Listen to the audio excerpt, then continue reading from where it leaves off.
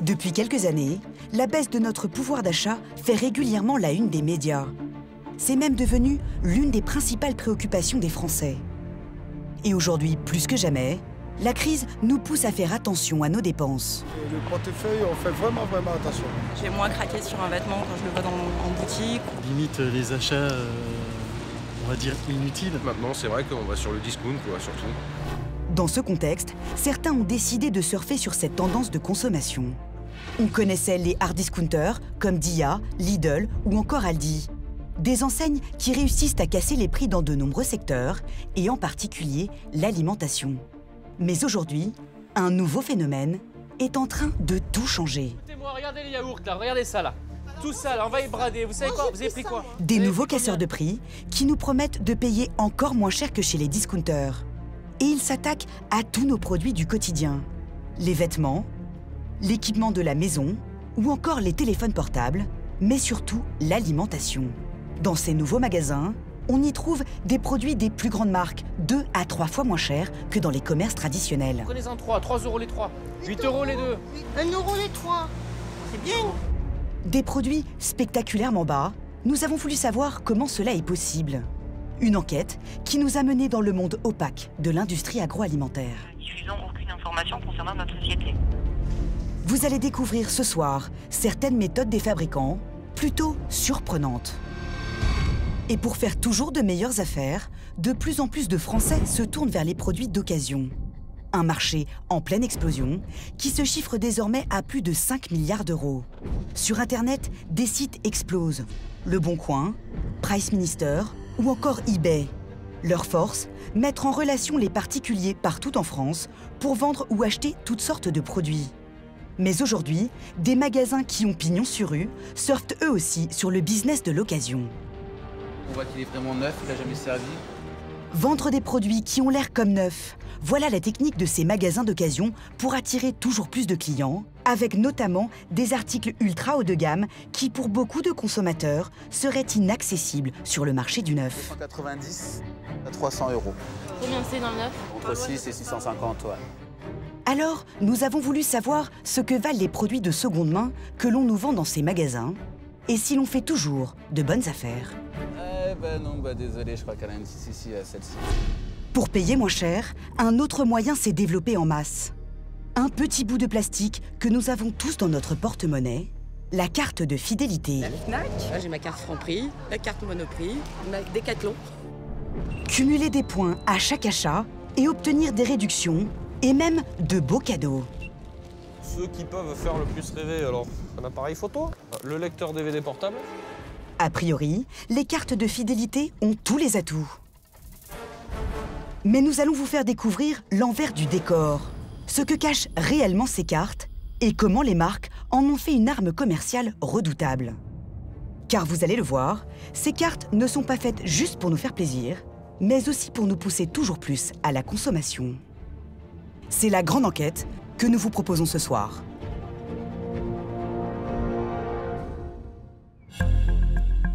À la périphérie des grandes villes, nous n'en avons pas conscience, mais une petite révolution est en train de se jouer dans la grande distribution. Une révolution qui est en train de changer la vie des Français quand ils vont faire leurs courses. Nous sommes à Nîmes, dans le Gard. En bord de route, dans cette grande surface ce matin, William Navarro, l'un des responsables du magasin, lance une opération super promo. Qu'est-ce qu'on peut faire comme prix encore là? Oh, regardez, 12 € religieuses, 5 €. Il casse les prix sur tous les produits frais. 8 € les 2. Allez, Romu, prête-moi ton feutre, s'il te plaît. Et il n'hésite pas à faire le show pour vendre ses produits. Regardez ça là. Tout ça là, on va y brader. Vous savez quoi? Vous avez pris quoi? Vous avez pris combien? Un, prenez-en 3, 3 € les 3. Tout doit disparaître d'ici ce soir. C'est un massacre sur les prix. À ce prix-là, on peut prendre des kilos en plus. 1 € les 3. C'est bien. 1 € pour 3 fromages. Ce n'est même pas le prix d'un seul produit dans d'autres magasins. Et c'est comme ça dans tout le rayon produits frais. Du beurre de marque à 1,20 €, 4 cuisses de poulet à 3,10 € ou ce pack de 12 yaourts très connus à seulement 2 €. Des prix jusqu'à 3 fois moins chers que dans d'autres grandes surfaces. 10 € les 3. Alors à ce prix-là, les clients remplissent leur caddie de bon cœur. Faut le dire qu'il force à la consommation. Je peux pas refuser. Ah bon? Je peux pas refuser. 10 €, c'est le prix qu'on paye quasiment en grande surface. C'est ça. Et aujourd'hui, ce n'est pas une opération spéciale. 2,50, 2 €. Allez, ça va pour moi, c'est bon. C'est comme ça tous les jours. Allez, vas-y, allez, 10 € les deux, ça c'est fait. Car nous ne sommes pas dans une grande surface comme les autres. Les deux, pas les deux, pas les deux. Vous faites la marche, toi? C'est un super casseur de prix, un nouveau genre de magasin qui est en train de se répandre dans toute la France. On les trouve aux abords des grandes villes, à côté des grandes enseignes d'alimentation. Ils s'appellent Nose, DAD ou encore Max Plus.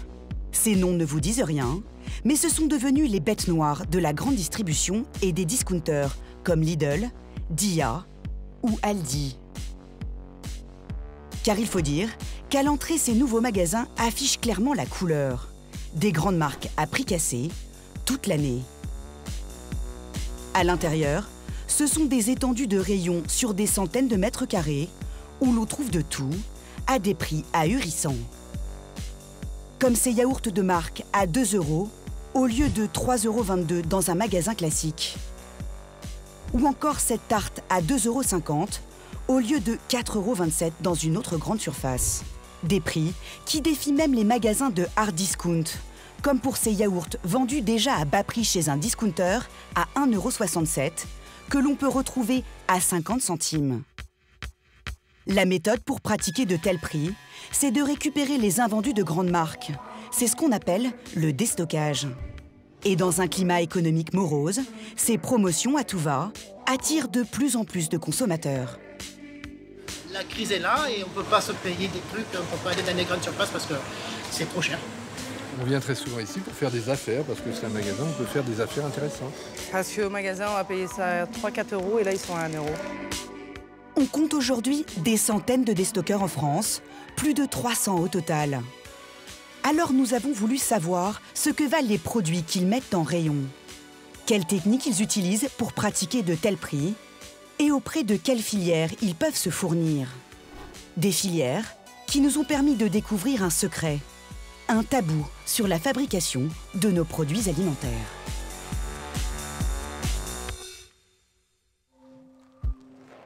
William Navarro, notre casseur de prix, vient tout juste d'ouvrir un 4e magasin en à peine un an. Hola! Comment ça va? À quelques minutes de l'ouverture, c'est inspection des rayons. Il faut faire une belle pyramide. Ce matin, il y a beaucoup de yaourts, il y a beaucoup de salades traiteurs qui arrivent. Les produits sont encore sur leur palette. Des morceaux de carton font office d'étiquette. Mais peu importe la présentation en rayon, ce qui compte pour William, c'est surtout de faire savoir qu'il est le moins cher. Pilon, tu fais 15 €, moins 50%. Tu faut me faire une grosse pancarte, Romu. Tu fais? Je veux une belle pancarte avec des fleurs et tout. En apparence, on pourrait presque croire que l'on est dans un magasin comme les autres. On y trouve des centaines de références avec les plus grandes marques. Des pâtes, des boissons gazeuses ou encore des biscuits. Sauf qu'ici, tout est à 2 ou 3 fois moins cher. Si William peut pratiquer des prix si bas, c'est parce qu'il récupère les articles invendus dans des supermarchés qu'il remettra en vente dans son magasin. William est déstockeur. Tout l'enjeu pour lui, c'est de réapprovisionner ses rayons. Un défi quotidien pour trouver les produits au meilleur prix. Ça, il faut me casser le prix là-dessus. Il passe ses journées l'oreille vissée au téléphone avec tout un réseau d'intermédiaires qui rachètent et revendent des lots d'invendus. D'accord? Allô, Reynaldo? William? À l'autre bout du fil, l'un de ses gros fournisseurs. Est-ce que tu as de la cam pour moi aujourd'hui? Rien du tout? De l'Ierdamer? Il a juste un lot de fromage d'une grande marque à lui vendre. Une offre qu'il va rapidement refuser. Combien? C'est 125 grammes? Mais vous êtes fous, les gars, vous roulez en Mercedes à Paris. William rejette une offre sur 2. Pas question de racheter trop cher, c'est la clé de son business. Non, c'est trop cher, vous êtes fous. Mais quand un très bon plan se présente, le déstockeur ne va pas le laisser passer. Mais je vois si quelqu'un peut m'en prendre un peu. Et pour son prochain coup de téléphone, William va se mettre à l'écart dans son bureau, car c'est une affaire importante sur un lot de boissons à un prix imbattable. Albert, William. Ouais, William. Ouais. Bon, la semis, tu sais exactement ce qu'il y a dedans ou pas? C'est qu'il y a du tonique, de la brume, de l'orange et du lemon. Un autre intermédiaire lui propose un lot de 15 000 bouteilles d'une boisson gazeuse très recherchée. Des produits d'une grande marque que l'on retrouve dans tous les supermarchés parmi les grands best-sellers. Ces bouteilles, quand la grande distribution classique les achète à en moyenne 1,40 €, William, lui, obtient exactement le même produit à 30 centimes en moyenne, plus de 3 fois moins cher. Et voilà. Et j'ai eu ma semis. Je prends tout. Voilà comment, en rayon, il obtient des prix parmi les plus bas du marché. C'est grâce à ce réseau tentaculaire de fournisseurs. Des industriels, mais pas seulement. Il a aussi recours à des filières parfois plus qu'inattendues. J'ai beaucoup de fournisseurs. Beaucoup de fournisseurs, des industriels en direct, des courtiers, des assureurs, des huissiers. Assureur, huissier. Il y a des accidents de camions sur l'autoroute. La marchandise, elle est censée partir à la poubelle. Les sanitaires passent, vérifient la marchandise. La marchandise est encore viable, elle est vendue aux enchères. Voilà, donc il faut être réactif. Il y a des produits, voilà, il y a plein de sources comme ça, il y a plein de trucs qu'on ne se doute pas, qu'on n'imagine même pas. Et c'est ainsi que des dizaines de camions viennent le livrer chaque jour. Oh, je viens d'appeler Dany, je dis putain, qu'est-ce qui se passe, ils sont pas là? William montre un peu d'impatience, car ce nouvel arrivage, il l'attendait de pied ferme. C'est cette palette remplie à ras-bord. Salade niçoise, fromage de tête. À l'intérieur, il y a de la charcuterie, des plats préparés, mais surtout des yaourts. Beaucoup de yaourts. Près de 1000 produits. Pour le tout, William n'a déboursé que 100 €. Un prix dérisoire, et pour payer si peu, il y a une astuce. Un petit détail sur l'emballage. C'est cette date, la date limite de consommation. Elle est inscrite sur tous les produits frais, comme le lait, les yaourts ou la viande. On la reconnaît à la mention « à consommer jusqu'au ». Au-delà de cette date limite, la loi interdit de vendre les produits. Dans de nombreux magasins de la grande distribution, la règle est de retirer ces produits 5 jours en moyenne avant la date butoir. Et c'est bien ce dont William profite. Parce que lui, dans ces 5 jours, ces articles dont personne ne veut, il les rachète pour pas cher. Moi, on m'appelle, on me dit on peut plus les vendre. Ok, merci, on prend. Nous, on prend. Tous ces articles, William n'a même pas 5 jours pour les vendre. On est court, là on est au 23, par exemple. Je vois des yaourts au 23, le panier de Diopé 23. Là on est au 22. Tout doit disparaître des rayons au plus vite. 22 aussi, 22, 21 les salades. Donc, le but du jeu c'est vite vendre, nous sommes le 18. 18, ça me laisse pas beaucoup de temps pour vendre. Alors William va une fois de plus casser les prix. Et pour décider combien il va revendre ses produits, il ne va pas y passer des heures sur un logiciel très compliqué. Je te mets les prix de vente.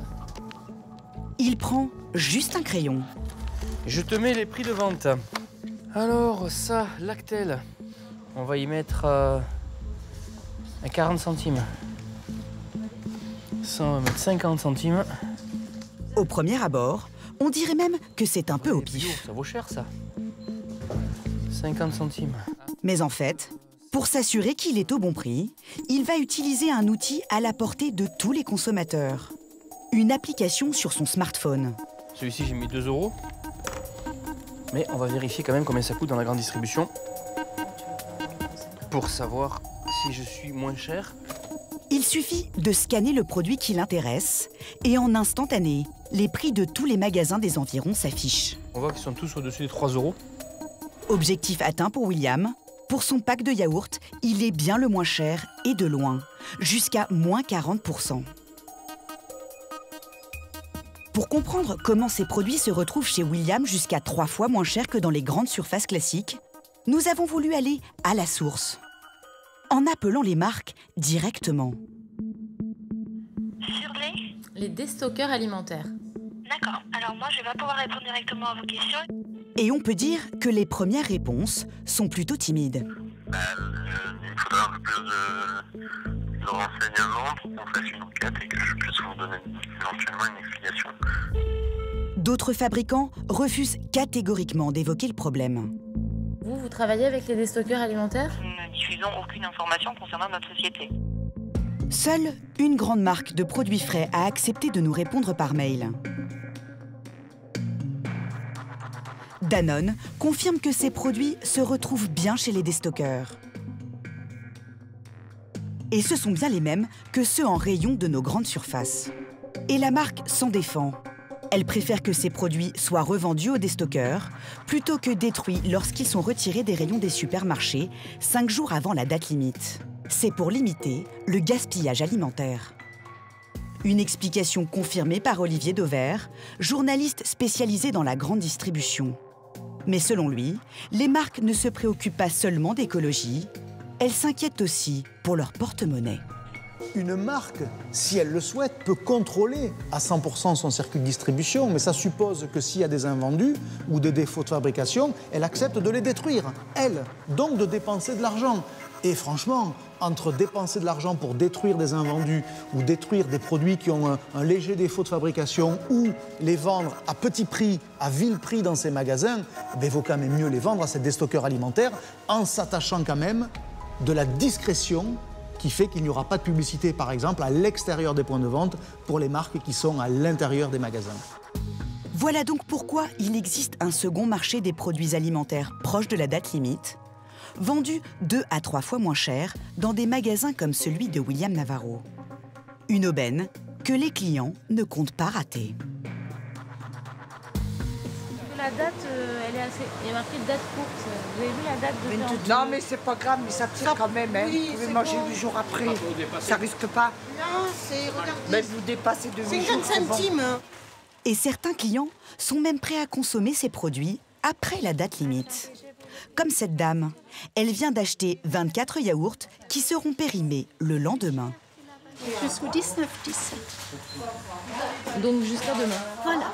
Vous Mais allez je vais partager ça avec mes enfants. Ils m'ont envoyé exprès pour les chercher. Mais vous ne les consommerez pas après la date? Ah si, ça m'arrive. Jusqu'à 2-3 jours, je le consomme après. Et j'en suis pas morte et ça fait longtemps que je fais ça. Alors les produits après la date limite ne seraient donc pas mauvais pour la santé? Moi-même, je mange que les produits périmés. Ah bon? Ah oui. Comment ça? Bah, je jette pas mes produits. Ce qui est fini en date que je vends pas, je le récupère pour moi. Je mange moi. Je vais pas le jeter, c'est dommage. Bien sûr. Mais ils sont bons, hein. Regardez, je suis en pleine forme. William le confirme tout sourire. Pour la plupart des produits frais que l'on nous vend, pas besoin de les jeter une fois la date limite dépassée. Ils ne présenteraient en fait aucun risque. Des questions se posent alors. Que signifie la date limite de consommation ? Et les indications sur l'emballage sont-elles fiables? Vous allez le voir, dans cette enquête, nous ne sommes pas au bout de nos surprises. Direction la Normandie. Nous avons rendez-vous avec un fabricant de produits frais. Le seul qui a accepté de nous ouvrir ses portes et répondre à nos questions apparemment épineuses. 7h30 du matin, ici, les machines à faire du yaourt démarrent très tôt. 60 vaches qui produisent du lait pour Hervé Arnois. Allez hop! Sa famille est dans le yaourt depuis 2 générations. C'est comment ce matin? C'est un peu mieux qu'hier. Le patron vient s'assurer qu'il aura assez de lait pour la production du jour. Donc on aura un peu plus de lait aujourd'hui? Un petit peu, Bon, 800 litres de lait par jour, ça fait à peu près entre 15 et 20 000 yaourts par jour. Du lait tout juste sorti du pis de l'animal, transporté dans ses tuyaux, jusqu'à son arrivée dans l'usine à yaourt, à seulement quelques mètres de là. Avant la mise en pot, c'est toute une procédure. Car le lait cru, c'est bourré de mauvais germes qui se développent au fur et à mesure des jours. Il faut donc d'abord les éliminer, c'est la pasteurisation. Le lait est chauffé à 80 degrés pendant 30 minutes, puis refroidi. Il faut ensuite transformer le lait en yaourt et s'assurer de sa bonne conservation. Et ça, c'est le travail d'Emmanuel, le responsable de fabrication. Pour ensemencer nos yaourts, on fabrique un yaourt concentré de bactéries lactiques, notre levain. Et donc là, on va ensemencer notre préparation. Ce sont ces bonnes bactéries qui donneront sa texture au yaourt et permettront la conservation du produit pendant plusieurs jours. Donc la fermentation va démarrer. Vient ensuite la mise en pot. Et la surprise, si la loi impose une date limite de consommation, c'est le fabricant qui la détermine et la pose sur ses produits. Ici, elle est fixée 30 jours après la fabrication. Mais cela signifie-t-il qu'après ces 30 jours, le produit n'est plus comestible? Qu'il a atteint sa durée de vie maximale? Nous posons la question à Hervé Arnois. On va pouvoir le consommer combien de temps? Donc là, pour qu'un yaourt... Alors attends, comment on va répondre ça? On peut réfléchir un peu. Hein? La question n'a pas l'air simple. C'est finalement son adjoint Emmanuel qui va tenter de nous éclairer. Ce qu'on veut, c'est satisfaire le consommateur. Donc on veut apporter un bon produit et bien sûr, c'est implicite qu'il réponde aux exigences sanitaires. Très bien. Le patron a l'air satisfait de la réponse. Mais pour nous, c'est encore un peu vague. Nous nous permettons donc d'insister. Est-ce qu'un yaourt, quand il a dépassé sa date limite de consommation, on peut encore le consommer ou est-ce qu'on doit le jeter à la poubelle? Est-ce que... Ah non, mais il est comestible, on pense, hein, sans doute. Hein. On pense qu'il est comestible, ouais, mais non, qu'est-ce que vous voulez que je dise? Mais pas au sens de la qualité chez Caronan, quoi. Chez nous, on le dira pas pour nos yaourts, quoi. Le fabricant l'avoue à demi-mot. Ces produits peuvent perdre un peu de leur goût après la date limite, mais restent comestibles. Vient alors une autre question.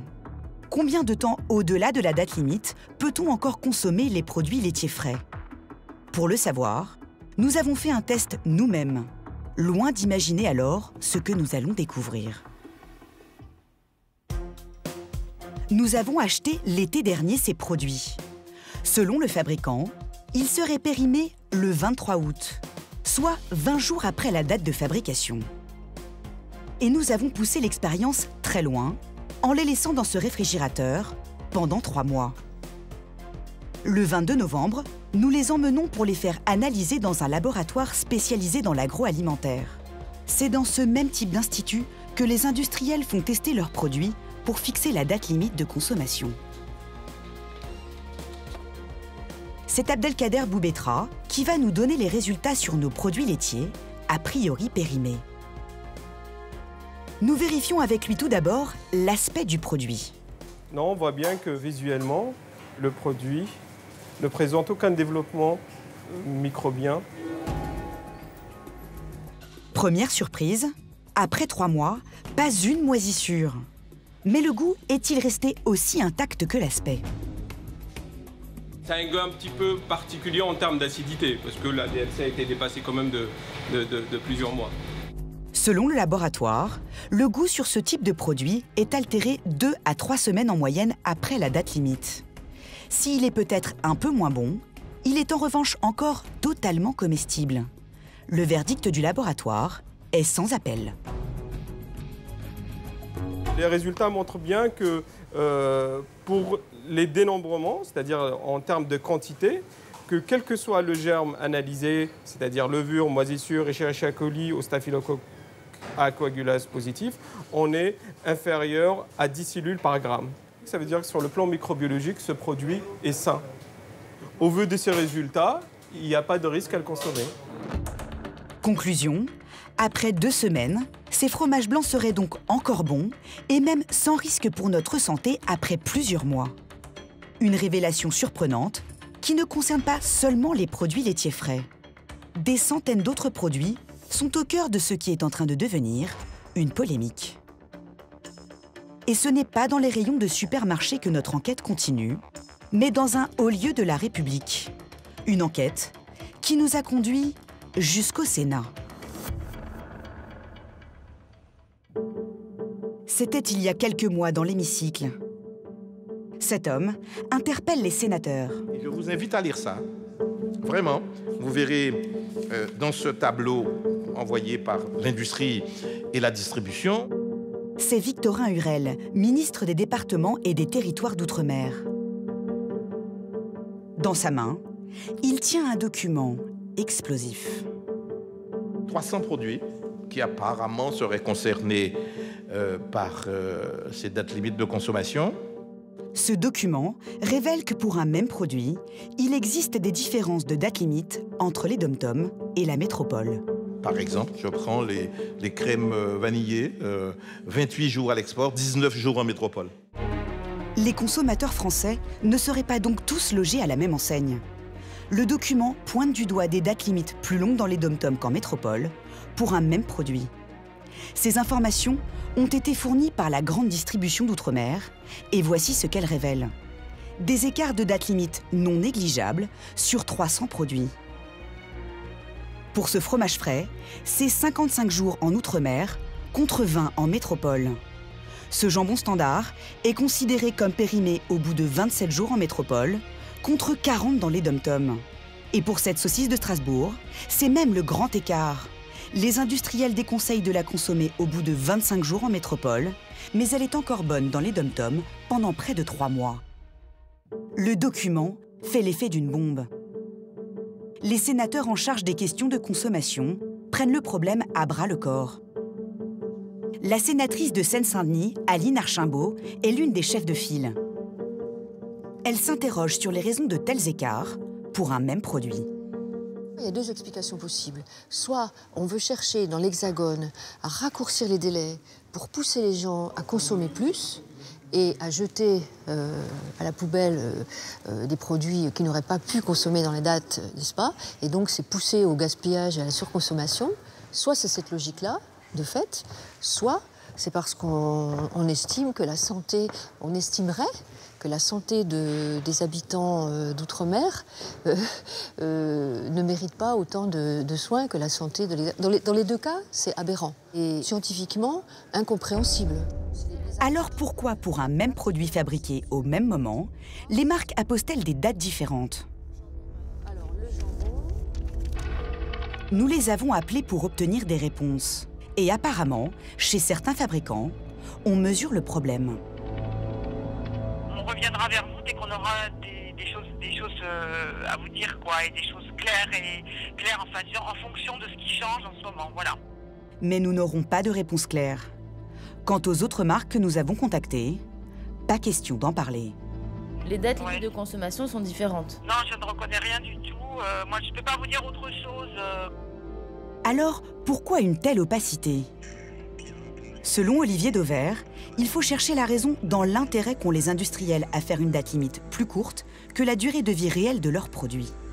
Le fabricant pourrait tout à fait mettre la DLC plus longue, il pourrait tout à fait mettre une DLC en métropole à la mesure de celle qu'elle est outre-mer, mais dans les faits, ça ne serait pas son intérêt, ça ne serait pas son avantage pour deux raisons essentielles. D'abord, l'image que le consommateur se fait des produits frais, c'est des produits à date courte, donc c'est des produits qui sont plus qualitatifs. Des produits à date longue, ce sont des produits moins frais dans son esprit, donc moins haut de gamme, donc peut-être moins chers. Et la deuxième raison, elle est très commerciale, c'est que plus la DLC est courte, plus je prends le risque, ou j'ai la chance, si je suis le producteur, qu'on vide les rayons de temps en temps pour dégager les vieilles dates et que du coup, ça me permette à moi, producteur, de reproduire et de relivrer de nouveaux produits. Pour mettre fin à ce système de double date limite, une loi a été promulguée le 3 juin dernier. Elle impose une harmonisation des dates limites en France. Le délai à poser sur un produit ne peut être plus long dans les dom-toms que celui prévu dans l'Hexagone. Une loi qui est loin de freiner le business des déstockeurs. Et vous allez voir que pour certains produits, ils n'hésitent pas à les vendre même bien au-delà de la date conseillée sur l'emballage. Tout de suite sur D8, vous verrez comment les déstockeurs vendent des produits qui, en apparence, ne devraient plus être en rayon. La moutarde, elle est en août 2013. Vous avez la carte U? Et nous vous dévoilerons l'envers du décor de vos cartes de fidélité. appareil photo. Vous verrez comment, derrière les cadeaux et les ristournes, les marques vous poussent en fait à consommer toujours plus. Donc là, on a une chemise, on a un caban. Et vous allez voir que pour certains produits, les déstockeurs n'hésitent pas à les vendre même bien au-delà de la date conseillée sur l'emballage, et ça, de manière totalement légale. Retour à Nîmes, dans le magasin de William Navarro.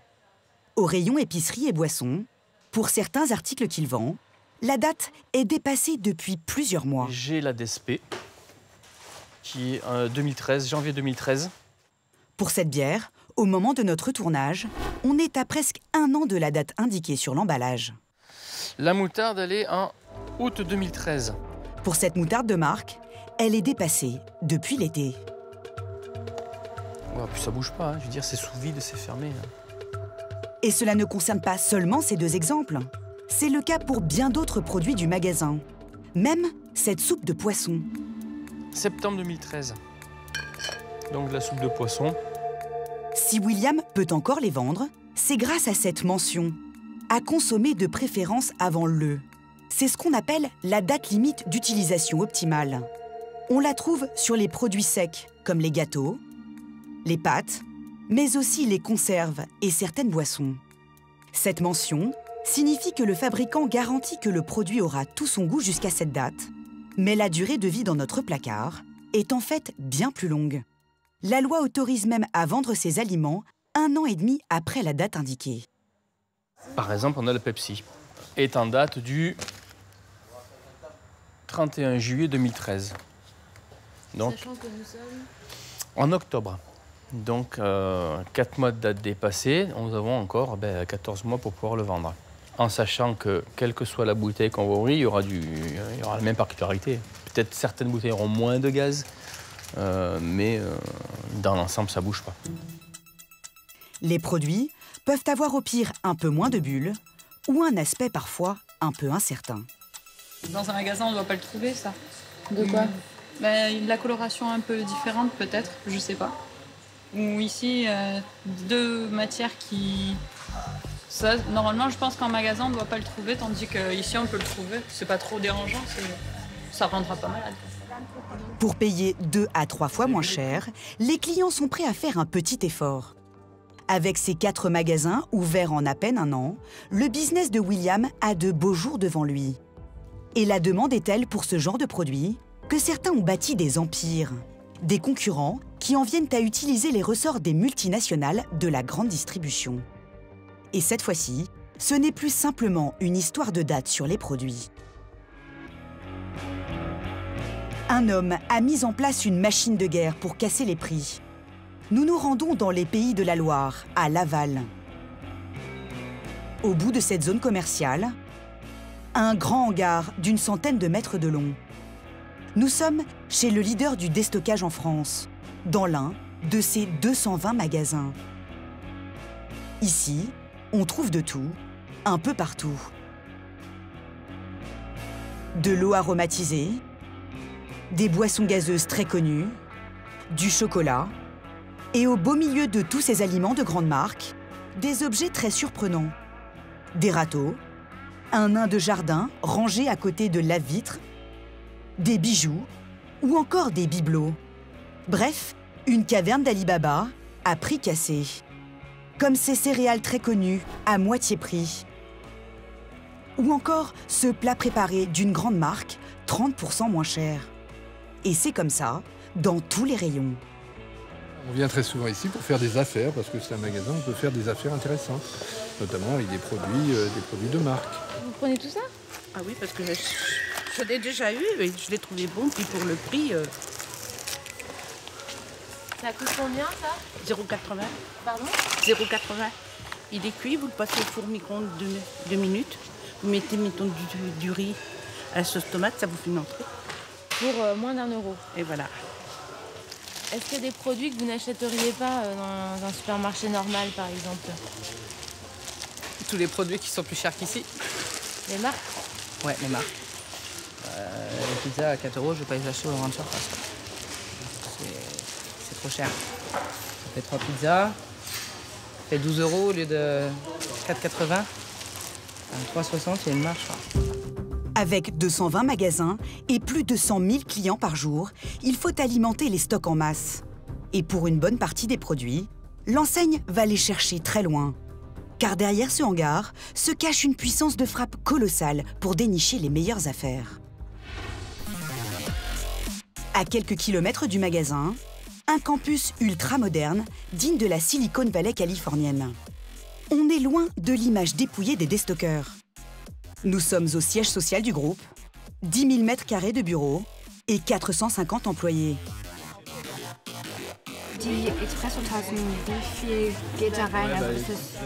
Et ça parle dans toutes les langues. I understand that, but you know, it's the best I can do for this product. Palacios Alimentari. Emanuele Adamo, Futura Trading, Francia. Cerco il signor Piaserico. Une armée d'acheteurs chevronnés qui sortent des meilleures écoles de commerce. Leur mission, trouver des stocks d'invendus dans le monde entier et les négocier au meilleur prix. Nous sommes dans une sorte de salle de marché du déstockage. Ça va bien? Allez. Le grand patron, c'est lui, Rémi Adrion. Il a commencé comme petit commerçant dans les années 70 et est aujourd'hui à la tête d'un empire qui affiche 400 millions d'euros de chiffre d'affaires. Car il faut dire qu'apparemment, Rémi a le sens du business. Oui, c'est encore élevé, oui, à négocier, oui. Mais vous avez fixé le prix de vente d'ailleurs, déjà? Non. Non, pas encore? Non, pas encore. Parce que c'est la première chose à faire, ça, hein? C'est ça. Ouais. Ça va? On va faire les objectifs? J'espère. C'est dur? Ouais, c'est quand même dur. Une course au résultat plus qu'assumée, des écrans affichent même la performance des salariés. On est aujourd'hui mercredi matin. L'objectif de la semaine, c'est 800 kg d'achat. Et ils en sont aujourd'hui à, je crois, 84 kg. Voilà, euros. Voilà. Et chaque personne a son volume d'achat. Donc chacun a ses objectifs pour acheter, pour faire son chiffre d'achat. Par exemple, on peut avoir des chiffres, un salaire d'un acheteur. Je pense qu'un salaire fixe d'un acheteur doit être, j'ai pas tous les chiffres en tête, dans les 2500 € net par mois. Et si on est le meilleur et qu'on arrive à avoir un bon chiffre, on peut aller jusqu'où? On peut doubler, oui. Des primes qui multiplient par 2 les salaires. Une belle carotte pour les employés. Alors au téléphone, il ne lâche rien pour décrocher les meilleures affaires. Et Jean-Philippe est justement sur un bon coup. Un stock de friandises que vend un intermédiaire irlandais trouvé sur Internet. Total, 4,000 pieces of cheats energy strips. Et il va falloir négocier le meilleur prix de rachat. You know, I think that my price will only suit your excess stock and your end of lines and so on. But, you know, I'm a clearer. Et à chaque fois, Jean-Philippe joue serré. Car en magasin, les produits devront être en moyenne à moitié prix des commerces traditionnels et assurer une marge pour son entreprise qui peut monter jusqu'à 40%. Oh, okay, Phil. Good afternoon to you. Yeah, speak to you soon. Yeah, bye. Alors, pour décrocher les stocks au prix qu'ils veulent, les commerciaux développent toute une stratégie. Et ils sont formés dès le berceau. Tu te mets debout, au milieu. Aujourd'hui, c'est séance formation des nouvelles recrues avec un jeu de rôle. Donc Emmanuel, tu as en face de toi Thomas, donc qui est l'acheteur. Donc toi, tu vas jouer le fournisseur. Thomas est le déstockeur. Emmanuel est importatrice de textiles. Et elle a un stock de doudounes invendus sur les bras. Nous avons également donc des acheteurs terrain qui pourront aller à... Ils sont observés de très près par Jérémy et Isabelle, les formateurs. Le but du jeu aujourd'hui, c'est d'apprendre aux élèves à déceler les faiblesses de leur interlocuteur. Et ici, pour apprendre, on n'utilise pas le langage des requins du monde du commerce. Votre fournisseur a une maladie. On préfère se prendre pour des médecins. Ne donnez pas le médicament tout de suite. Prenez le temps de voir avec votre fournisseur quelle est sa réelle maladie pour administrer le bon médicament, lui apporter la solution. D'accord? N'allez pas trop vite sur les solutions, parce que vous n'allez pas utiliser les bonnes. Thomas sonde Emmanuel pour connaître son problème. Aujourd'hui, vous avez un besoin de renouvellement de votre collection puisque vous allez commencer à entamer la saison été. Là, je commence les commandes pour le printemps-été, oui, en effet. Et ça, c'est bon pour Thomas. Car Emmanuel est pressé de vendre. Ses nouvelles collections arrivent, elle a besoin de faire de la place dans ses stocks. Et c'est là-dessus que Thomas va pouvoir jouer pour qu'elle s'aligne sur son tarif. Et nous pourrons ensuite nous positionner sous quelques jours, selon votre besoin, sur un prix d'achat que nous déterminerons ensemble. Voilà comment le groupe remplit ses entrepôts de milliers de mètres carrés, avec des produits à des prix imbattables et de marque. Comme ce chocolat, ou cette lessive, ou encore ces biscuits, et même des produits de luxe. Vous voyez qu'il y a du vin d'Espagne. Mais aussi du champagne, des marques les plus prestigieuses du marché. Vous voyez, de la Veuve Clicquot et du Tétinger, et tout ça, bon là, c'est un lot, ça, qui vient d'un hypermarché qui a été sinistré par un incendie. Et il y a dessus, il doit y avoir un petit peu de suie, donc ça a été, les assurances ont liquidé tout le stock. Vous voyez? Voilà, on ne peut plus vendre ça à des gens dans un supermarché. Pourquoi? Parce que vous sortez avec les mains noires de suie. Chez nous, c'est acceptable, les gens ils payent moins cher. Mais si vous allez dans le supermarché et puis que vous ressortez avec les mains toutes noires, vous n'allez pas apprécier. Donc. Ça, donc, avec de la suie, on va dire, elle sera vendue combien chez vous? Je pense qu'on va vendre tout ce qu'il y avait dans le supermarché à moins 40% environ. Des produits courants aux produits de luxe, Rémi Adrion s'attaque à tous les marchés. Il affiche une croissance insolente, 15% l'année dernière, et prévoit l'ouverture de 10 nouveaux magasins l'année prochaine. Les déstockeurs sortent aujourd'hui de l'ombre, de quoi inquiéter les enseignes classiques. Des enseignes qui se doivent donc de réagir pour ne pas perdre du terrain. Et elles ont pour ça une arme commerciale redoutable qui s'est développée en masse dans tous les magasins. Elle nous donne droit à des super promos et des ristournes. Mais derrière cette générosité se cache une autre réalité. Des méthodes qui, vous allez le voir, peuvent nous pousser toujours plus à la consommation. Tout se joue aux caisses au moment de payer. Désormais, au lieu de vous demander comment vous réglez, la caissière vous pose avant toute chose une première question. Vous avez la carte U? La caissière veut savoir si vous avez la carte de fidélité du magasin. C'est la consigne. Elle est rappelée en toutes lettres rouges sur l'écran de la caisse. La question est obligatoire et a priori, c'est pour votre bien, car la carte de fidélité comporte des avantages. Alors, carte U apporte des points. Vous en avez combien pour l'instant, vous savez? Ça va s'afficher sur le ticket. C'est un peu comme à l'école, un système de bons points. Plus vous achetez d'articles, plus vous avez de points. Voilà, 2100. Et avec ces points, les clients ont le droit à de petits privilèges. Alors, est-ce que vous avez la carte U, monsieur? Eh oui. Vous avez obtenu aujourd'hui 25 points d'achat et 70 points bonus. Ce qui vous fait un total de 859 points, ce qui vous permettra de faire un bon d'achat de 10 € la prochaine fois. C'est déjà bien d'avoir des petits gestes. Ouais. Pour ce client, le magasin lui fera une ristourne de 10 € sur sa prochaine facture. Des cadeaux en échange de votre fidélité. Vous avez la carte U? Voilà pourquoi ces cartes sont devenues si populaires.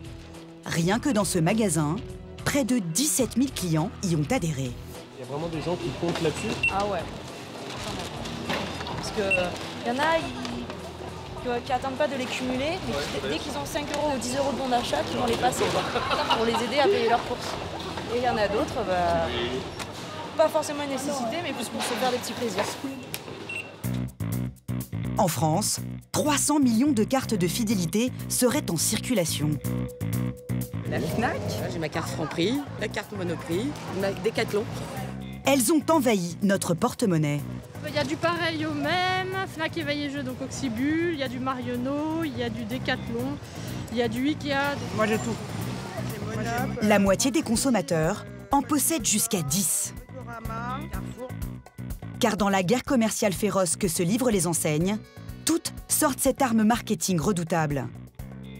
Cela va de la grande distribution, au bricolage, la maison ou encore l'électroménager. Et c'est à chaque fois une surenchère de cadeaux et de réductions pour nous faire passer la porte de leur magasin. Car si les marques sont prêtes à nous faire des cadeaux, elles attendent de nous des contreparties.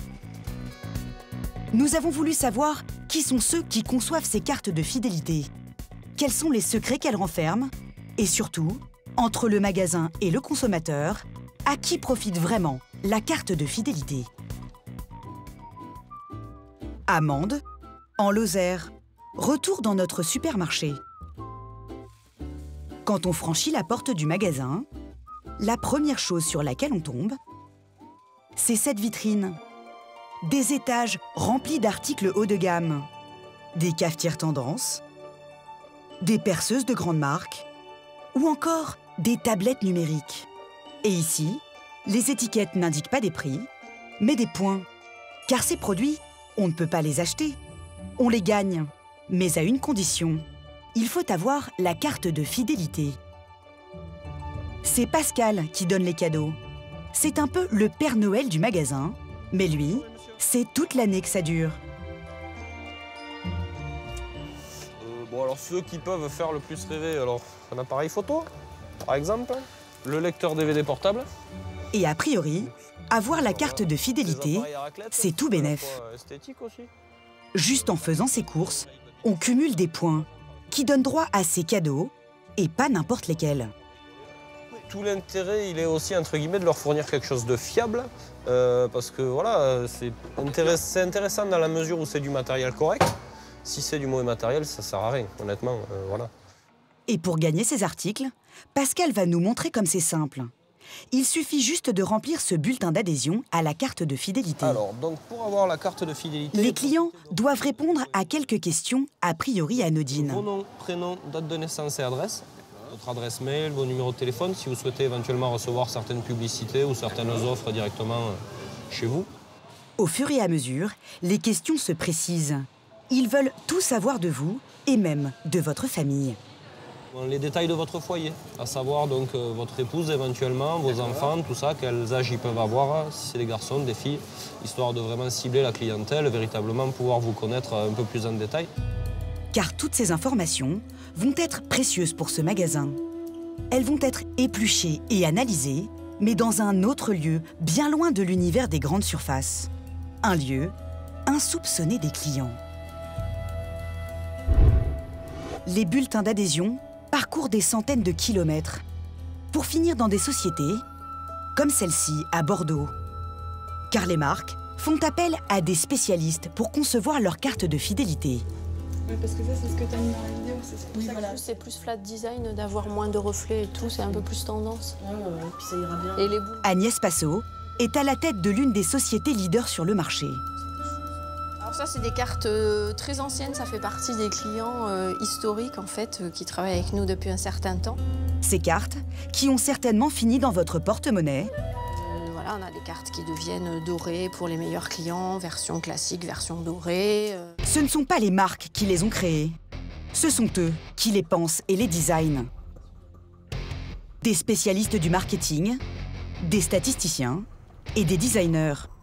40 employés qui planchent toute la journée pour toujours plus nous fidéliser. Et tous les matins, au service courrier, c'est le rush. Entre 2000 et 10 000 lettres arrivent chaque jour. Ce sont les bulletins d'adhésion que vous avez remplis. Tous les renseignements vous concernant, votre adresse, votre âge ou celui de vos enfants, vont être numérisés. Ils finiront dans cet énorme ordinateur, le Saint des Saints. Des informations qu'Agnès garde précieusement. Donc ici, c'est la salle serveur dans laquelle sont stockées en fait, les données des clients de nos programmes fidélité. Ce sont des millions de données qui serviront à mieux vous connaître. Voilà, donc dans ce type de baie, on a à la fois des ordinateurs, des disques durs, dans lesquels sont enregistrées toutes les informations qui concernent les programmes fidélité, donc les clients individuellement, leurs ventes. Et vous allez voir comment, avec toutes ces informations, les marques vont vous appâter. Car les spécialistes de cette société vont analyser et recouper toutes ces données pour déboucher sur un résultat impressionnant. Connaître par le menu vos habitudes de consommation. Par exemple, Coralie sait exactement tout ce que vous achetez, car vous l'ignorez peut-être, mais elle a accès à un document clé. Donc là, on a tous les tickets de caisse qui, pour une cliente fidélisée dans cette enseigne. Et voilà comment elle les a obtenus. À la caisse du magasin, votre carte de fidélité n'enregistre pas seulement le montant de vos achats, mais aussi le détail de tous vos articles. Des centaines de milliers de données transmises par informatique que les experts en fidélisation vont analyser. Coralie peut consulter la liste des dépenses jour par jour d'une cliente fidélisée d'une enseigne de vêtements. Donc là, on a l'ensemble des tickets réalisés par la cliente. Donc à l'intérieur, on voit les informations et les achats qu'elle a réalisés aux dates données. Donc là, on a une chemise, on a un caban, un pull. Des informations qu'elle va trier, analyser pour mieux connaître notre façon d'acheter. Tous ces tickets de caisse va nous permettre donc de faire nos ciblages avec, selon son comportement d'achat et selon les informations et les rayons qui l'intéressent. Le ciblage consiste à regrouper les clients par différentes catégories en fonction de leurs achats et de leur fréquence, avec ceux qui dépensent un peu, beaucoup ou énormément, ou ceux qui viennent un peu, 5 fois depuis l'ouverture, souvent, 10 fois ou très fréquemment. Vos tickets de caisse permettent d'en savoir beaucoup sur vous, même des informations que vous n'auriez pas fournies en remplissant votre bulletin d'adhésion, et vous allez voir comment. Une marque de prêt-à-porter veut cibler ses clients ayant des enfants pour lancer sa nouvelle collection jeune. Une information plutôt privée que l'analyse des tickets de caisse peut révéler. Donc là, on regarde dans les tickets de caisse des clients ceux qui ont déjà effectué un achat dans les rayons filles ou garçons dans la tranche 10-16 ans. Voilà comment elle a procédé. L'ordinateur a trié les achats des clients par rayon. Et comme les tickets de caisse indiquent la taille des vêtements que vous achetez, la société a pu cibler plus de 52 000 familles. Elles recevront un bon de réduction pour les attirer en boutique. L'ordinateur fouille vos bulletins d'adhésion et vos tickets, où chaque donnée peut être très précieuse. La moindre information vous concernant, même celles qui vous paraissent les plus anodines, les marques les utilisent à des fins commerciales. Démonstration avec un autre client d'Agnès, une enseigne de jardinage. Voilà ce qu'elle a en tête. Appâter ses bons clients en magasin, en organisant une soirée à l'occasion de l'ouverture de la chasse. Coralie est chargée de les cibler. Pour les repérer, elle va se pencher sur les bulletins d'adhésion remplis par les clients, et plus précisément, sur la partie loisirs. C'est plutôt des questions sur la personne, ses loisirs, ses centres d'intérêt, combien de temps il met pour arriver à son magasin, et son activité professionnelle et son nombre d'enfants. Et pour que la soirée ait le plus d'impact, Coralie va choisir les clients qui ont coché la case « chasse ». Dans peu de temps, c'est l'ouverture de la chasse. Donc on a des mailings qui sont tournés vers le loisir de la chasse. Donc là, je peux sélectionner les clients qui ont déclaré avoir pour loisir la chasse. Elle demande à l'ordinateur central de lui indiquer combien de clients ont coché cette case. En 2 secondes, le résultat tombe. 19 297. Impossible d'accueillir plus de 19 000 invités, il va donc falloir encore trier. C'est une soirée d'inauguration et privilège que l'on offre, donc on ne va pas forcément cibler tous ces clients. En fait, elle veut sélectionner uniquement les gros clients, ceux qui achètent très fréquemment dans les boutiques. L'ordinateur se remet au travail. Résultat, 1865 personnes. Et puis ensuite, donc, les clients vont recevoir ce courrier-là dans leur boîte aux lettres, donc avec l'invitation à la soirée chasse. Et pour bien ferrer ces gros clients, l'enseigne offre un bon de réduction de 20%. Mais vous allez voir que toutes ces ristournes et ces techniques commerciales, au-delà de vous fidéliser, peuvent aussi vous encourager à consommer bien plus que ce que vous auriez imaginé. À Chaland, une bourgade située près de La Rochelle. En plein centre-ville, une boulangerie en apparence comme les autres. Au revoir, bonne journée mesdames. Avec le petit mot de la boulangère et un accueil comme dans une boutique traditionnelle. Bonjour madame. Tous les jours, 800 clients viennent acheter leur pain ou leur gâteau. Et ça ne désemplit pas. Nous ne sommes pas dans une petite boutique de quartier, mais dans une redoutable machine commerciale. Une chaîne de boulangerie qui compte 200 magasins en France. Et on est loin de l'artisanat traditionnel.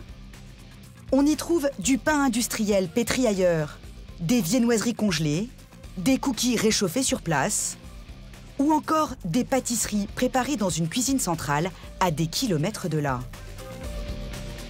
Et avec la concurrence des grandes surfaces sur ce type de produits semi-industriels, plus celle des boulangeries du quartier, il faut frapper fort.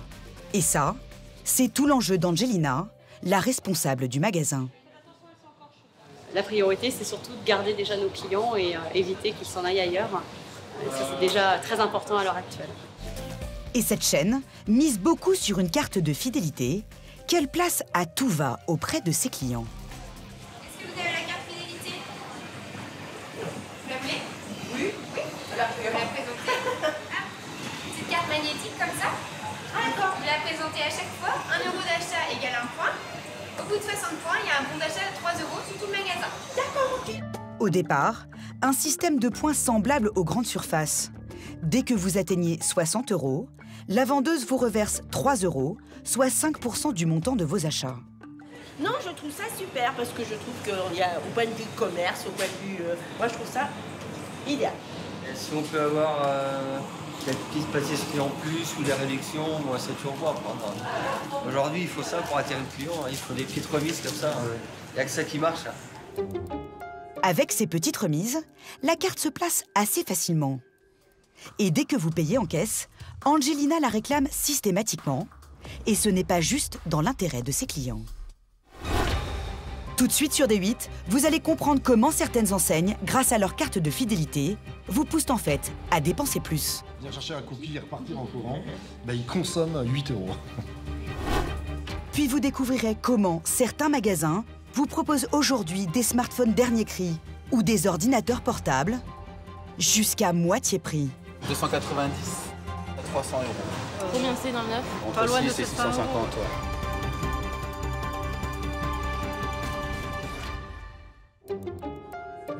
Avec ces petites remises, la carte de fidélité se place assez facilement. Et dès que vous payez en caisse, Angelina la réclame systématiquement. Je vais vous la prendre. Merci. Et c'est a priori dans l'intérêt du client. Alors, vous avez un bon d'achat disponible de 3 euros. D'accord, très bien. Donc, il est valable jusqu'au 7 janvier. Vous avez encore le temps. Donc, 2,35 s'il vous plaît. Merci. J'ai juste passé la carte sur un scan qui est là, uniquement. Et en fait, le nom de la cliente s'affiche avec ses avantages. Le nom, les avantages. À chaque fois qu'ils donnent leur carte, la boulangère sait tout de ses clients. Alors, vous êtes à 15 points, madame. Leurs dépenses, leur date de passage, tout est enregistré sur l'ordinateur. Pourquoi faire? Pour en réalité, leur vendre plus d'articles. Et regardez comment. Soit vous remplissez le petit coupon juste là.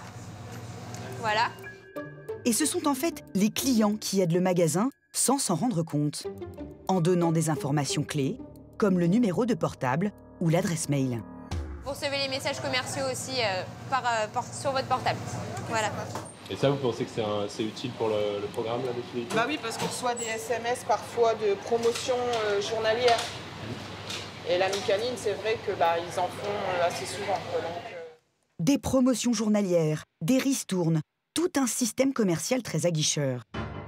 Grâce à sa carte, la boulangère a ainsi fidélisé 2000 clients avec qui elle semble se montrer très généreuse. Et pourtant, elle va gagner beaucoup plus d'argent que les ristournes qu'elle aura accordées. Au siège de l'entreprise, on est très attentif au comportement des clients fidélisés. La chaîne de boulangerie a fait appel au service d'Agnès Passot et ses experts en carte de fidélité. Chaque mois, ils viennent annoncer les résultats engrangés par le système de fidélisation qu'ils ont mis en place. Et les nouvelles sont plutôt bonnes pour les deux responsables marketing de l'enseigne. Elles ont de quoi avoir le sourire, car leurs clients qui détiennent la carte achètent plus que ceux qui ne l'ont pas. On a Un client qui, sans carte de fidélité, dépense en moyenne 3,44 € à chaque fois qu'il passe. Et quand il a une carte de fidélité, en fait, sa dépense monte à 4,11 €. Donc c'est à peu près 20% d'augmentation du panier moyen. C'est ce qu'on appelle un effet carotte. Le client est prêt à dépenser un peu plus pour collectionner des points supplémentaires. Et il est même prêt à dépenser encore plus quand on le relance par SMS ou par mail à l'occasion de promotions en magasin. Il consomme alors en moyenne pour 7,12 € de produits, le double par rapport à un client sans carte. Le fait de recevoir l'information lui déclenche une nouvelle façon d'acheter ou complémentaire à son achat habituel parce qu'on a des envies insoupçonnées finalement et le fait de recevoir l'offre déclenche des besoins nouveaux. Mais le plus fort reste à venir. Quand sa carte est pleine, le client décroche une ristourne de 3 €. Mais grisé par ce petit cadeau du magasin, il va avoir envie de dépenser plus. 5 € en moyenne. Au moment où il pourrait finalement dire bah tiens, je vais d'habitude je dépense 3 €, donc aujourd'hui ça va me coûter 0. On pourrait se dire bah voilà quoi, c'est une journée free pour lui, il a rien à sortir de sa poche. Ben non, il va sortir plus d'argent de sa poche. Et c'est un peu le pari sur lequel voilà, repose le projet au départ. Et ça marche. Et ça marche. Voilà. C'est là tout l'objectif que poursuivent les enseignes comme cette chaîne de boulangerie. Il leur faut créer sans cesse des événements qui sont censés vous faire plaisir, mais qui en réalité vous donnent l'envie de dépenser plus. Et il y a une occasion rêvée pour vous faire un petit cadeau qui peut rapporter gros au magasin. Dans la boutique de Chaland, quand les clients remplissent leur bulletin d'adhésion, il y a une information que la boulangerie veut absolument. Votre date d'anniversaire. L'occasion d'offrir un petit présent qui n'est pas tout à fait désintéressé. Vous avez également un cadeau à votre anniversaire et à l'anniversaire des enfants. Ah, c'est cool. D'accord. J'ai 4 enfants, alors méfiez-vous. Et ben voilà, très bien, c'est bien, il y a 4 emplacements, c'est parfait. Et voilà ce que la boulangère a en tête. L'anniversaire de sa cliente, plus celui de ses 4 enfants, c'est 5 occasions de l'attirer en magasin. Prenez la carte. Est-ce qu'il y a un cadeau pour les anniversaires? Ça peut être mignon aussi que pour les enfants. Alors, que va-t-on leur offrir? Une généreuse brioche? Une grande tarte pour fêter cet événement en famille? Ce sera finalement un maxi cookie d'une valeur d'1,50 €. Mais le magasin espère que ça lui rapportera bien plus. Car en venant chercher son petit cadeau, l'enseigne espère que la cliente achètera le gâteau d'anniversaire pour toute la famille. Bonne journée, au revoir. Alors, ce petit cadeau d'anniversaire fait-il la fortune de la chaîne? C'est une idée des experts de la carte de fidélité. Et ils ne se sont pas trompés. Ils ont analysé les comportements d'achat des clients de la boulangerie. Et c'est bien à l'occasion des anniversaires qu'ils dépensent le plus. Et avec une offre anniversaire, donc là il pourrait juste venir en courant, venir chercher un cookie et repartir en courant, bah, il consomme 8 €.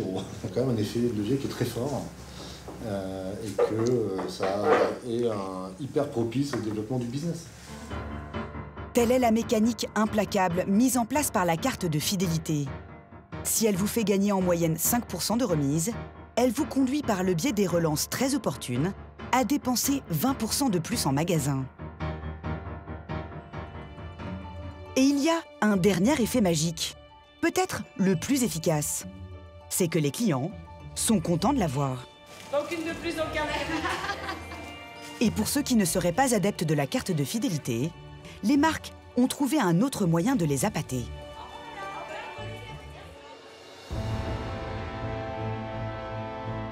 Nous sommes dans un centre commercial de la dernière génération à Nantes. Un centre qui veut mettre le grappin sur ses visiteurs afin de les encourager à consommer. Il s'est doté d'un redoutable outil. Le flashcode, une sorte de code-barre à scanner sur son smartphone. Démonstration avec Camille, 18 ans, qui habite dans la banlieue de Nantes.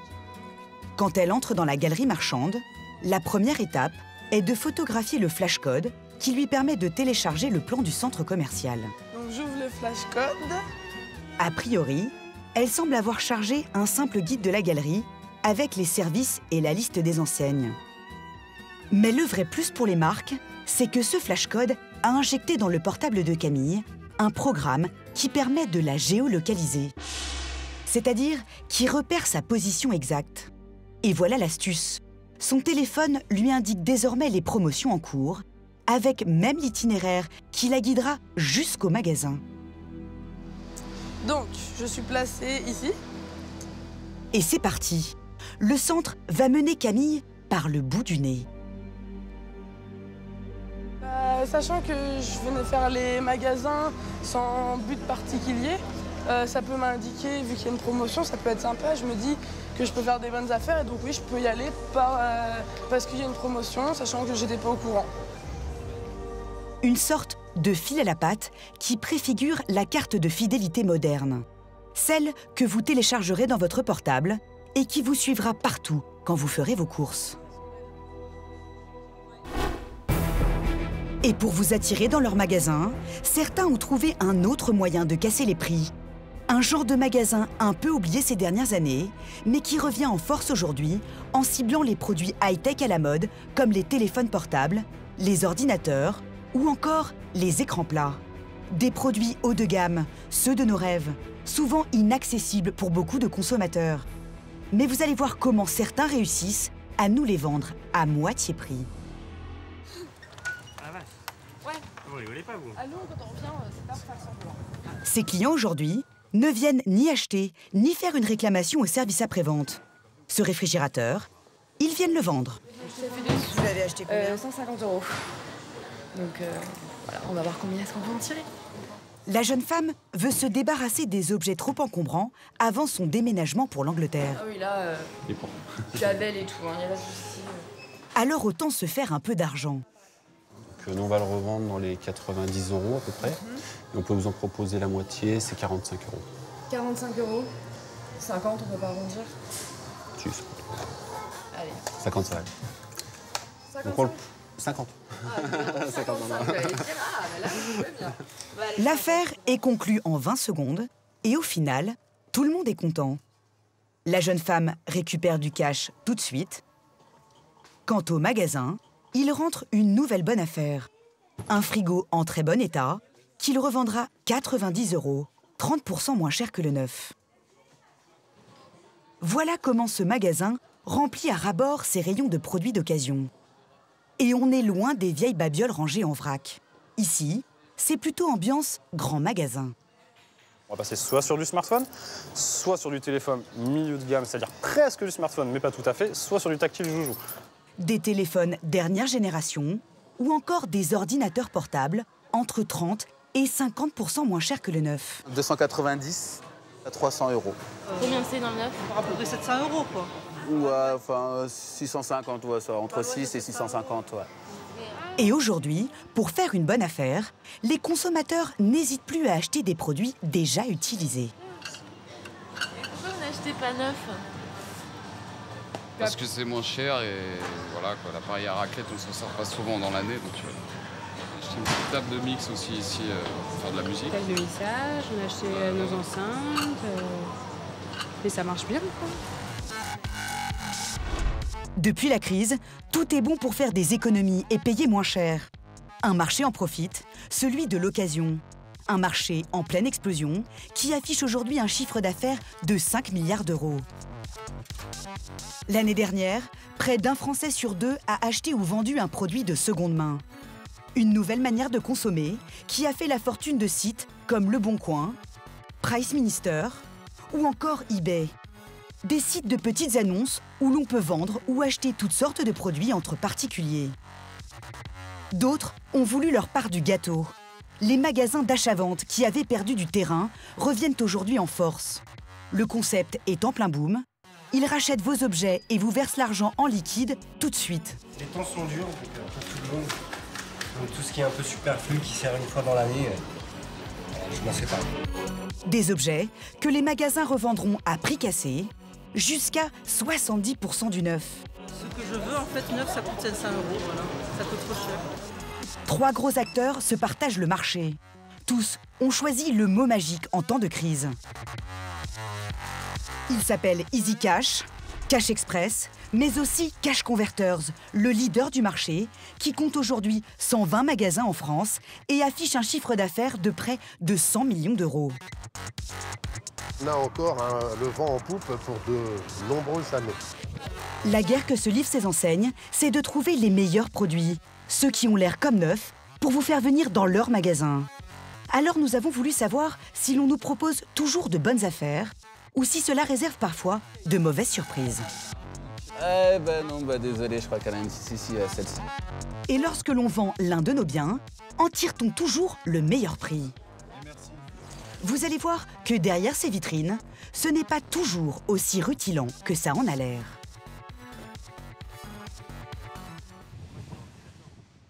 En périphérie de Montpellier, c'est là que se trouve l'un des meilleurs commerçants de Cash Converters. Bon, ça c'est pas mal. Philippe Méry est dans le business de l'achat-vente depuis 8 ans. Il est aujourd'hui patron de 5 magasins. Alors, t'en es où dans tes vitrines, ma belle? Ça y est, j'ai fini tout l'or déjà. Ouais, tes petites boîtes, mais écoute, c'est magnifique. Et chez lui, il faut que ça brille. C'est pas parce que c'est les produits d'occasion qu'on doit mettre ça en vrac. Vous voyez, il y a des petites boîtes, tout est mis en valeur. C'est une bijouterie, ça. Ouais. C'est pas un truc d'occasion. Hein. En tout cas, faut pas que ça en ait l'air. Car de l'occasion qui a l'air comme neuf, Voilà, ils sont déjà assez légers, on voit qu'il est vraiment neuf, il n'a jamais servi. C'est l'argument pour harponner les clients. Et puis voilà, quoi. Tout beau, tout mignon, tout neuf, quoi. Je vais vous l'allumer, vous allez me faire un petit test.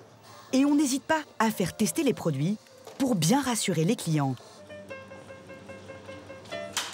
Mais pour certains articles, c'est un peu plus difficile de faire oublier qu'ils ont déjà servi. Le plus important pour ce type de produit, c'est pas qu'il y ait une petite imperfection ou une petite rayure. Je pense que c'est que le son soit très bon. Et ça, c'est le plus important. Et pour être bien certain que ça parte, Philippe est prêt à faire un petit effort sur le prix. Le même produit actuellement qui serait vraiment en bel état tournerait dans les 60 € par exemple. Alors que là, il est qu'à 49. Pas question de rater une vente. Et il y a une phrase que le patron ne veut pas entendre de la bouche de ses commerciaux. Voilà. Ah non, ça j'en ai pas actuellement, c'est très rare. C'est justement celle-ci. Un client est en train de passer sous le nez de ce vendeur parce qu'il n'a pas le bon téléphone en rayon. Donc vous voyez, là j'en ai pas. Moi, quand je passe, j'aime pas trop entendre, j'en ai pas. Et ça embête d'autant plus Philippe que les téléphones portables, c'est l'un des rayons les plus visités. Il doit sans cesse dégoter les produits les plus en vogue. Et en ce moment, son vrai souci, c'est au rayon télé. Alors regarde un peu ton rayon, Nono, là, merde, il y a un problème là. Pour les écrans plats, ça pêche un peu. Regarde, qu'est-ce qu'on a, quoi. Là, après, on a en écran, c'est la cata. Hein. Dans le rayon, à peine une dizaine de télés à vendre. Et pour une bonne moitié, elles ne sont pas de toute première fraîcheur. C'est plutôt ambiance années 90. Il y a un truc, c'est qu'on les vend très très vite parce qu'on a une forte demande là-dessus. Ouais. Je sais bien, mais bon. Il faut régler le problème rapidement. Ça y est, tout le monde est là. Alors, dans l'arrière-boutique, c'est réunion de crise. Philippe convoque tous ses employés. Et on est mais à nu sur les télés. Hein. L'ordre du jour, faire rentrer beaucoup de télés et au plus vite. On n'a pas suffisamment, ça va partir. Le peu qui est là, ça va être... Je pense que demain c'est samedi, demain soir on n'a plus rien. Mais il faut vraiment que ce mur télé soit plein d'ici quelques jours. Hein. Et remplir les rayons dans ce genre de magasin, c'est bien le cœur du problème. C'est un petit peu plus compliqué qu'un commerce traditionnel où là, il suffit d'appeler le fournisseur, lui dire bah, voilà, vous me livrez 50 téléviseurs. Là, vos fournisseurs sont les gens. C'est voilà, c'est le particulier de nos fournisseurs, donc c'est un petit peu plus difficile à gérer. L'opération télé est lancée. Chacun prend à son poste. Allez, on va à la vente. Objectif, convaincre le moindre client qui passe le pas de la porte de revendre sa télé. Comme ça en caisse. Et il ne faut pas hésiter à être offensif. Les hôtesses, ils en reparlent encore. Hein, qui n'hésitent pas, quand ils sont payés. Donc au revoir, à très bientôt. N'oubliez pas, si à la maison, vous avez des produits à nous vendre, en ce moment, j'ai besoin de télé et je suis très généreux dans l'achat des télés, donc ramenez un petit peu de télé. Ça sera important. Le patron ne va pas lâcher ses employés de la journée.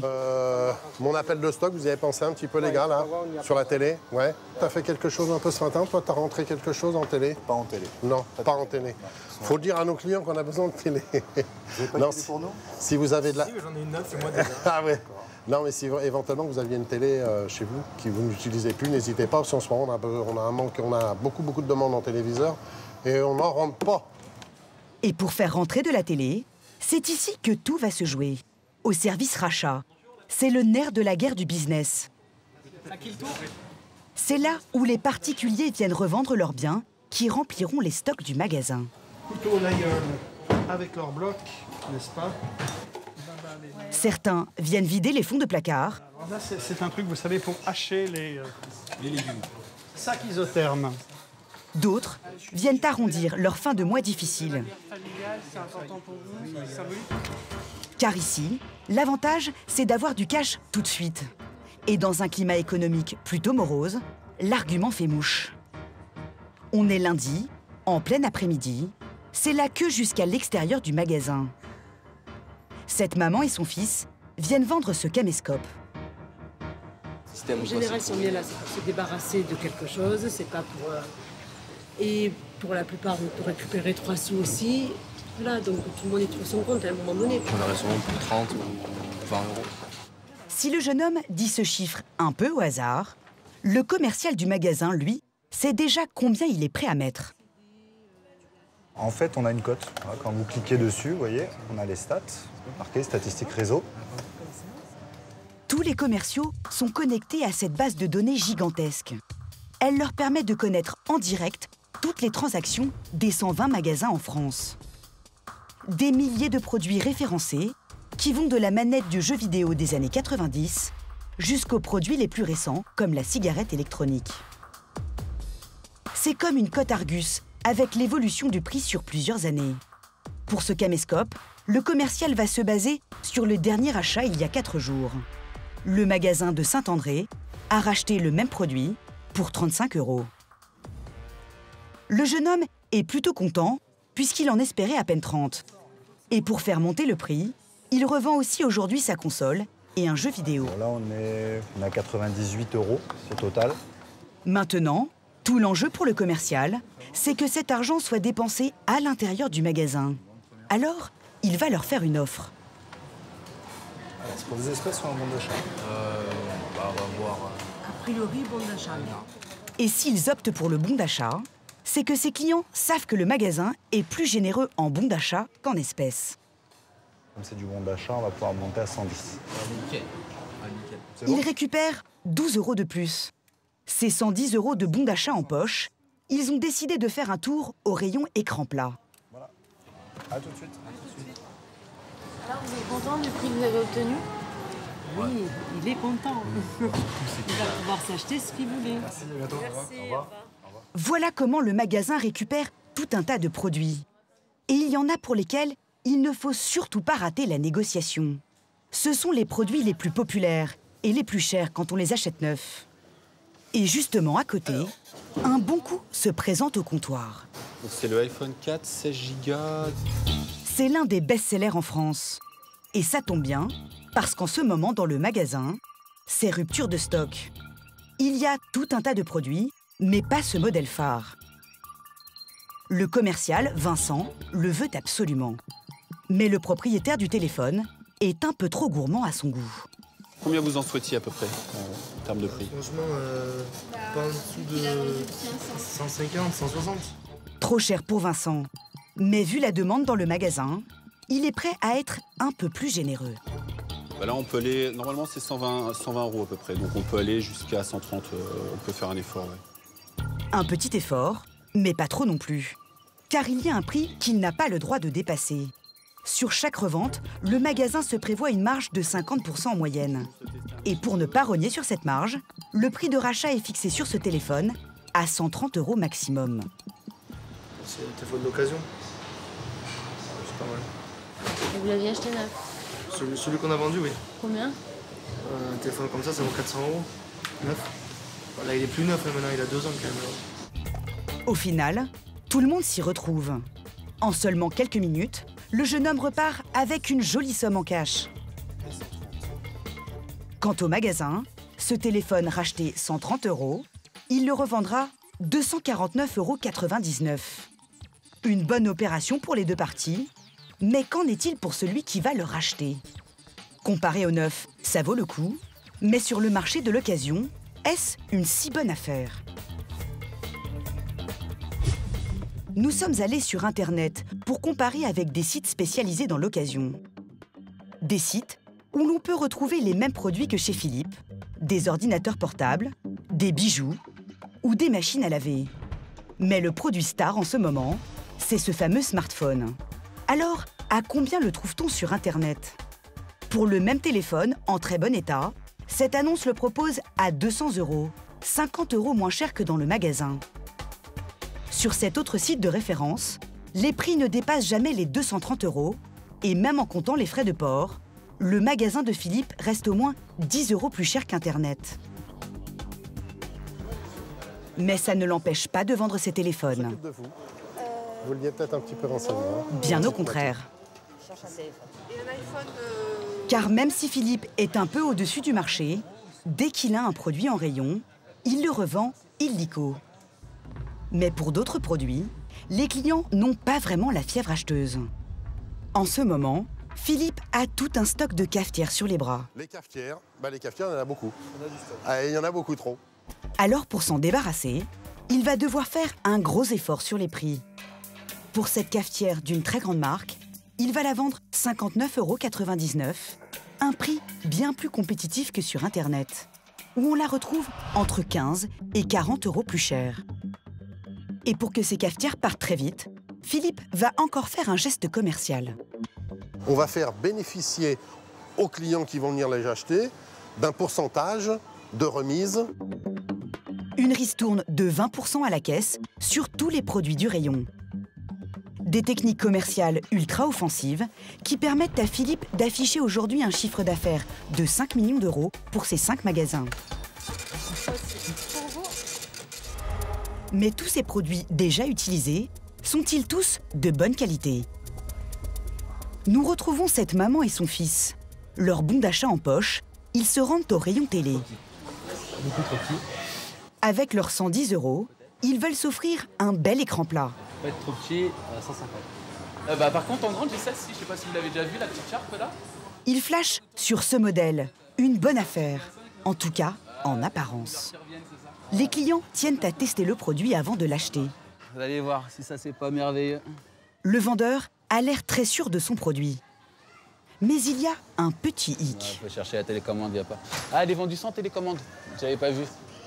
Mais de toute façon, ils n'auront pas besoin de la télécommande. Car en fait, cette télévision ne fonctionne pas.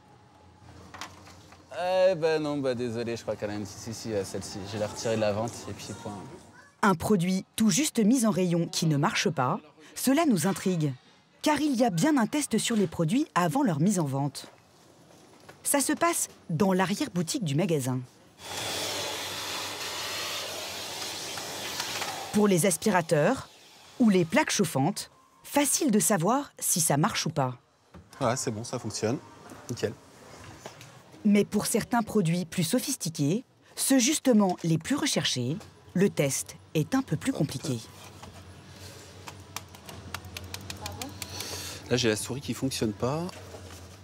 Et parfois, c'est un peu la loterie. Ah bah tu vois, tout à l'heure, il n'a pas fonctionné. Hein. Voilà. Donc là, du coup, ça fonctionne? Ouais, ça marche là, du coup. Je vais mettre un DVD dedans. Comme il y a un lecteur DVD, je le teste aussi. Voir s'il reconnaît le DVD. Par contre, il n'y a pas d'éjection là. Pardon? Vincent fait appel au propriétaire. Pour ouvrir le lecteur DVD, il suffit juste d'avoir le coup de main. Ah d'accord. Test terminé, Vincent ne voit aucune raison de refuser ce produit. Ok, bah c'est bon. C'est bon. Du coup, vous le prenez quand même? Bah oui. S'il fonctionne, je le prends. Hein. Vincent rachètera cette tour d'ordinateur 35 € et la remettra en vente à 70, en espérant que le prochain propriétaire aura lui aussi le bon coup de main. En cas de mauvaise surprise, le magasin offre une garantie de 3 mois sur ses produits. Donc c'est qui vous l'ont mis, la télé?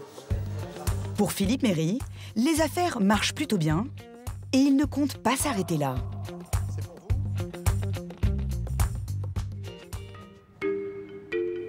Son business, il le développe en famille, avec sa femme Thérèse et son fils Frédéric. Et chez les Méry, on voit les choses en grand pour les prochaines années. Dans l'année 2014, on établirait deux quand même. Ouais, moi je pense qu'on peut si Béziers se fait rapidement, je pense qu'on peut tabler sur 3. 3 ouvertures de magasins prévues d'ici 1 an. Et c'est à Nîmes qu'il compte implanter le prochain.